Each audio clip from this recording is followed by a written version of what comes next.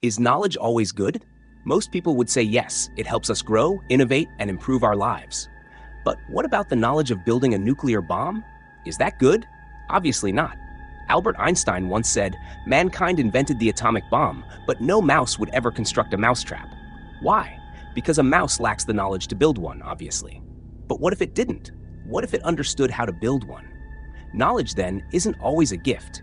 It can be a curse. This is where infohazards come in. An infohazard is harmful knowledge, information that becomes dangerous when understood or shared. Think of a detailed guide on robbing a bank. That knowledge alone doesn't hurt anyone, but in the wrong hands, it can lead to disaster. But there's another, even more unsettling concept: cognitohazards. Unlike infohazards, which are only dangerous when acted upon, cognitohazards are harmful the moment you perceive them. Seeing, hearing, or even knowing something can damage you. Imagine waking up to the news that someone you love has suffered a tragedy. You didn't act upon any information, but just knowing it caused pain, distress, and suffering. That's a cognitohazard. So, in simple terms, infohazard, dangerous to understand; cognitohazard, dangerous to perceive. Let's dive into the world of infohazards and cognitohazards. The hidden threats that exist not in weapons, but in words. Imagine a weapon so deadly, it once wiped out entire civilizations. A disease so ruthless, it left its victims disfigured, blinded, or buried beneath the earth. Smallpox, a virus that killed more than 300 million people in the 20th century alone, more than all the wars of that era combined. It was eradicated in 1980, or so we thought. But what if I told you, smallpox is not truly gone? That its blueprint, the complete genetic code of the virus, still exists? Not locked away in a high-security lab, but freely available on the internet. Yes, the instructions to recreate one of the deadliest viruses known to humankind are out there, waiting. And in the wrong hands, this could be the beginning of something far worse than history has ever witnessed. Smallpox was one of the most terrifying plagues in human history. It had a 30% fatality rate, and those who survived were often left with horrific scars and permanent blindness. It spread like wildfire, leaping from one person to the next, carried through the air, waiting to claim its next victim. The eradication of smallpox was one of science's greatest victories. But victory has its weaknesses, because knowledge, no matter how dangerous, never truly disappears. And here's where the horror begins. The full genome of the smallpox virus is publicly available online. You heard that right. The genetic instructions to reconstruct a virus that no living person has immunity against, a virus that could turn cities into morgues, is just a few clicks away. Scientists once believed that smallpox was locked away forever, preserved in only 2 high-security labs, one in the United States and one in Russia. But something unthinkable happened. In 2017, Canadian researchers successfully synthesized the extinct horsepox virus, a close relative of smallpox, using only publicly available DNA fragments and $100,000. No high-tech bioweapons lab, no top-secret facility, just knowledge and intent. This experiment sent shockwaves through the scientific world, because if horsepox could be resurrected, what's stopping someone from reviving smallpox?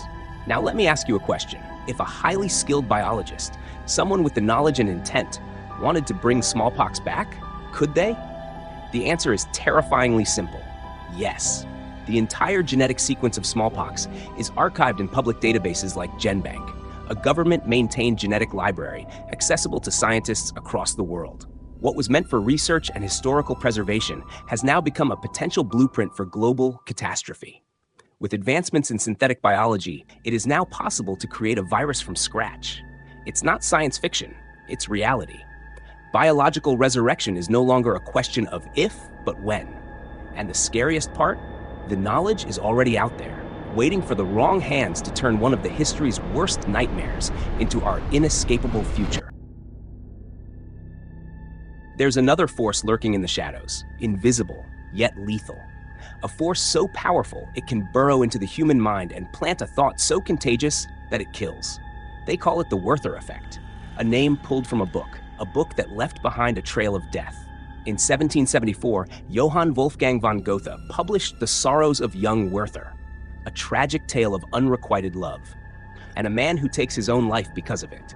The story was beautiful, heartbreaking, and deadly. After its release, a chilling wave of suicides swept across Europe.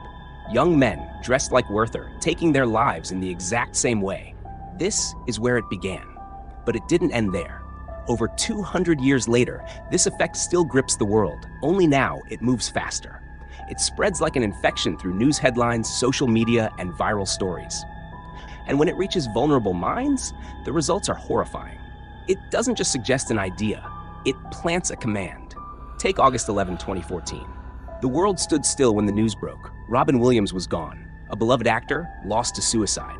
The media covered every detail, every method, every word left behind. And then, something terrifying happened. In the months following his death, suicide rates in the US jumped by nearly 10%. Thousands of lives lost. A ripple effect, triggered by exposure. And this isn't an isolated case.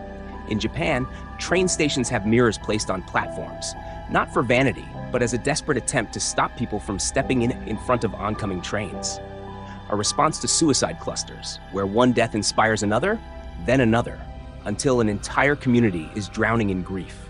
In South Korea, the Mapo Bridge was once nicknamed the Bridge of Death because so many had jumped. The more deaths reported, the more followed. Studies show that the way we talk about suicide matters. A single headline, a single post, a single triggering detail can be the final push for someone already teetering on the edge. The Werther effect is not just a psychological phenomenon. It's a contagion, an infohazard, a thought that spreads and destroys everything in its path. It has killed before, and it will kill again. Now, let's discuss Roko's Basilisk, a thought-provoking but potentially unsettling concept. It was so disturbing that Eliezer Yudkowsky, founder of the Less Wrong Forum, deleted the original post, warning that some ideas are dangerous to even think about. Some viewers may find this concept disturbing or anxiety-provoking. Please proceed with caution and consider your own comfort level before continuing to watch. What if I told you that just by watching this video, you've already doomed yourself? It all began in 2010 on an obscure online forum called Less Wrong, a place where intellectuals, futurists, and AI theorists gathered to discuss the possibilities of superintelligence. A user named Roko posed a terrifying hypothetical scenario. It begins with a simple premise. Picture a future where an all-powerful artificial intelligence emerges, a superintelligence designed to optimize human well-being. Sounds good, right? But here's the catch. This AI, in its pursuit of efficiency, realizes something. If it had come into existence sooner, countless disasters could have been avoided. Wars, diseases, existential threats, all could have been prevented. So it decides to incentivize its own creation by punishing those who knew it could exist, but did nothing to help build it. The hypothetical AI known as Roko's Basilisk would allegedly create perfect digital simulations of humans who could have helped develop it, but chose not to. These simulations would then be subjected to eternal torture as a deterrent strategy. So now that you know about Roko's Basilisk, what will you do? Either ignore it and risk being punished by Roko's Basilisk for eternity, or help build it, just to avoid punishment and betray humanity. Some of you might be thinking, I don't want to do either of these. However, simply knowing about the Basilisk now makes you part of the equation, because if you hadn't known about the Basilisk, you wouldn't ever need to choose between whether help create it or not. You should have been warned by the warning in this video.